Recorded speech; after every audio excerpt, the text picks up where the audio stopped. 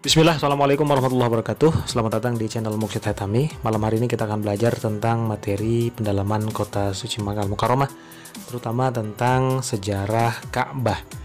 Kita mengenal Ka'bah saat ini dan bagaimana sejarahnya pada saat Nabiullah Ibrahim serta istrinya Siti Hajar dan juga putranya Nabiullah Ismail alaihissalam ketika mendirikan Ka'bah Baitullah.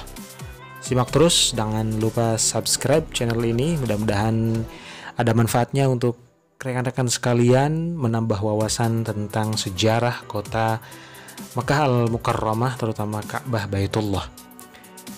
Baik, materi ini sering saya bawakan pada saat saya manasik di beberapa tempat, tentunya di depan calon jamaah umroh. Mudah-mudahan teman-teman juga bisa kesempatan untuk mendapatkan materi ini. Baik, dalam dinamik sejarah, Ka'bah adalah pusat ibadah seluruh umat Islam dunia. Ka'bah mulai tercatat dalam tinta pembangunan kembali pada era Nabi Ibrahim alaihissalam. Sebelumnya Ka'bah runtuh saat terjadi banjir bandang pada era Nabi Nuh alaihissalam. Yang tersisa hanya gundukan tanah kemerahan di tengah lembah Makkah. Lembah gersang yang hanya ditumbuhi rumputan berduri dan akasia itu menjadi sejarah dunia umat manusia. Ketika Nabi Ibrahim dan istrinya Siti Hajar serta putranya Nabi Ismail diperintahkan untuk hijrah dari Kan'an menuju lembah gersang itu, kondisi geografis tidak mendukung untuk bertempat tinggal di sana. Namun atas perintah Allah, Siti Hajar dan Nabi Ismail yang masih bayi menetap di kesunyian lembah gersang tersebut. Ya, itulah sejarah tentang Ka'bah awal mulanya. Siti Hajar menghabiskan hari-hari dalam kesunyian dan kegelapan malam yang menajamkan duka dan kepedihan hatinya. Berbagai rasa yang terus bergejolak dalam jiwanya membuatnya harus tetap bertahan menjaga bayinya. Hingga suatu ketika suara tangisan keras bayinya terdengar. Rasa lapar dan dahaga menyelimuti bayinya.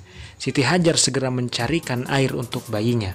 Ia berlari menuju Bukit Sofa dan Bukit Marwah disertai harapan dan doa agar ditemukan air. Namun tak ada sesuatu apapun yang ditemukan oleh Siti Hajar, istri daripada Nabiullah Ibrahim alaihi salatu wassalam. Sebuah kejadian pun datang. Ia terkejut melihat bayinya Ismail menghentakkan kakinya dan memancarkan air yang penuh keberkahan dan kebaikan itu. Hingga kini selama ribuan tahun keberkahan air itu terus mengalir, tidak pernah habis. Air tersebut menjadi salah satu pesona bagi para jemaah haji yang dikenal dengan air Zam-Zam. Keberkahan air Zam-Zam membawa lembah yang tadinya sunyi gersang itu kini mulai dipadati berbagai aktivitas manusia. Subhanallah, tabarakallah. Kisah selanjutnya, Ibrahim pun datang menemui Siti Hajar dan Nabi Ismail dengan penuh rasa kerinduan. Perintah Allah pun kembali mengilhami lewat mimpi Nabi Ibrahim untuk menyembelih putranya. Berkat ketundukan dan kepatuhan yang telah Nabi Ibrahim tunjukkan, Allah kemudian menurunkan tebusan berupa seekor domba besar yang turun dari puncak bukit pada saat itu di kota Makkah Al-Mukarramah. Di tengah lembah Makkah terdapat gundukan tanah kemerahan yang berdekatan dengan mata air Zam-Zam. Dengan kekuasaannya, Allah memerintahkan Nabi Ibrahim dan Nabi Ismail untuk membangun rumahnya. Konon sebentuk awan putih persegi berdiam tepat di atas lokasi sehingga Nabi Ibrahim dapat membuat pola bangun Ka'bah berdasarkan bentuk dan bayangan awan tersebut.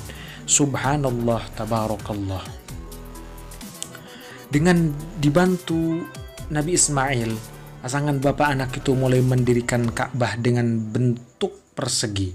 Bahan bangunan Ka'bah didatangkan dari 5 gunung, yakni Gunung Tursina atau Gunung Sinai, Gunung Turzita, Gunung Libnan, Gunung Judi, dan Gunung Nur. Proses akhir pembangunan Ka'bah yakni peletakan batu yang disebut Hajar Aswad di pojok tenggara Ka'bah. Setelah pendirian Ka'bah selesai, kemudian Allah memerintahkan seluruh manusia untuk mendatangi rumahnya. Hingga kini peristiwa tersebut dilaksanakan dalam proses ibadah haji.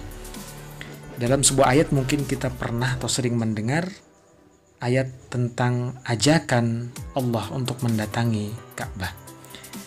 Kemudian kita menuju ke Gua Hira. Di sebelah utara Masjidil Haram, kira-kira 6 km terdapat sebuah gunung yang disebut Jabal Nur.